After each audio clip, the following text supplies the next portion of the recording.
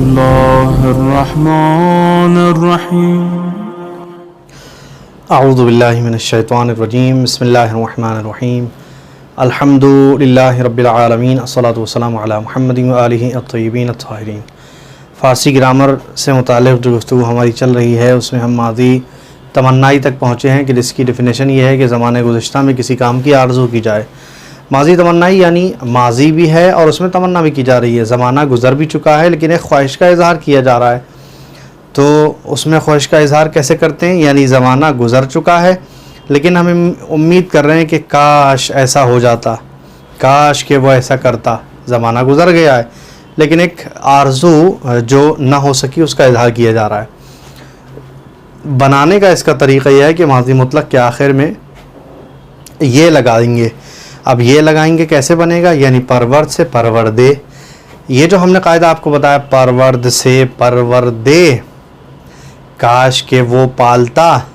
تو اب یہ جو کہا جا رہا ہے کہ کاش کہ وہ پالتا، اور یہ لگا کے ہم بنائیں گے اس قاعدے کے مطابق، جو چونکہ ہمارے پاس جتنی بھی گردان ابھی تک ہیں، ہم نے ماضی قریب پڑھا، ماضی بعید پڑھا، احتمالی پڑھا، تمنائی پڑھا، استمراری پڑھا، تو یہ سب ہم نے پڑھا۔ اس میں سارے جتنے بھی صیغے ہمارے پاس آتے تھے وہ 6 ہوتے تھے۔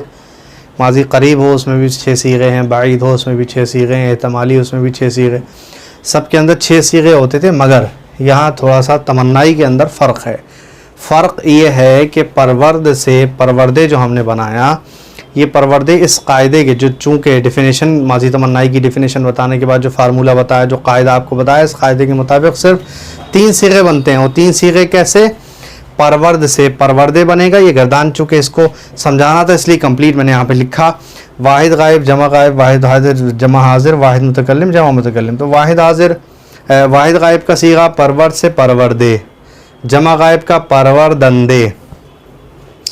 واحد حاضر میں چونکہ خود واحد حاضر میں ایک یا یہاں پر ہوتی ہے، جمع حاضر میں بھی ہوتی ہے اور جمع متکلم میں بھی ہوتی ہے، لہذا پڑھنا ثقیل تھا، دشوار تھا، 2 یا ہو جاتی اور اس کی ادائیگی بڑی مشکل تھی۔ اس لیے یہاں پر اہل فارسی نے کیا کیا ہے، قاعدے کو تھوڑا سا الگ کیا اور بتایا کہ اس قاعدے جو فارمولہ یہاں بتایا گیا اس کے مطابق صرف 3 صیغے بنیں گے۔ واحد غائب بنے گا جیسے پروردے، جمع غائب پروردندے، پروردند ہے بس یہ لگائی آخر میں، پروردند آخر میں یا لگائی پروردندے۔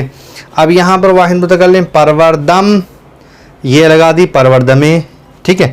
لیکن 3 صیغے جو ہیں، واحد حاضر جمع متکلم، ان میں چونکہ آلریڈی یا ہے اس لیے یہاں پہ چونکہ ترجمہ کاش کا ہوتا ہے، کاش کہ وہ پالتا، کاش کہ وہ سب پالتے، کاش کہ تو پالتا، کاش کہ تم پالتے، کاش کہ میں پالتا، کاش کہ ہم پالتے۔ تو ان 3 صیغوں میں جہاں پر یا آلریڈی آ رہی ہے، چونکہ گردان اگر آپ کو یاد ہے اور آپ لکھ رہے ہیں، پچھلی گردانیں یاد کی ہیں، تو آپ سمجھ جائیں گے یا کہاں پر اور کس طرح آتی ہے اور کیوں یہاں پر اس قاعدے کو توڑا۔ اس قاعدے کے مطابق 3 صیغے لائیں اور باقی 3 صیغے جو نہیں لائے ہیں، دیکھیے میں نشان لگا دیتا ہوں، یہ میں نے کٹ کا نشان لگایا، یہ 3 جگہ پر اس قاعدے کے مطابق صیغے نہیں آئے ہیں۔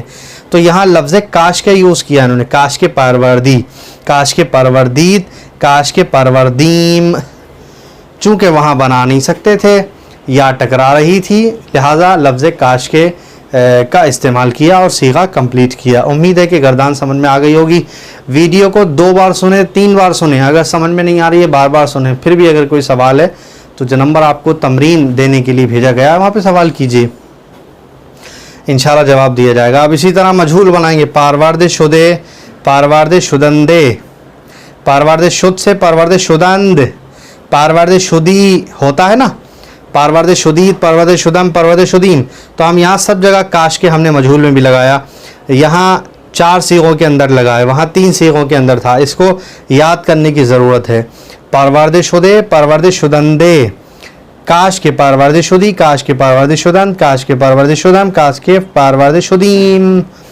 ترجمہ اس کا یہ، کاش کہ وہ پالا جاتا، کاش کہ وہ پالے جاتے، کاش کہ تو پالا جاتا، کاش کہ ہم پالے جاتے، کاش کہ میں پالا جاتا، کاش کہ ہم پالے جاتے۔ اس کی جو گردان ہے اور اس کے جو بنانے کا طریقہ ہے وہ ابھی تک جتنے طریقے بتائے گئے وہ ایک دم سیم، پورے گردان کے 6 صیغوں کے اندر 6 کے 6 صیغے کے اندر سیم قاعدہ اپلائی ہوتا تھا، لیکن یہاں پر 3 صیغوں کے اندر کچھ اور ہیں اور باقی صیغوں میں کچھ اور ہے۔ مجہول میں 4 صیغوں میں کاش کے لگایا، دو صیغوں میں یا لگائی جو ہم نے فارمولے میں بتائی.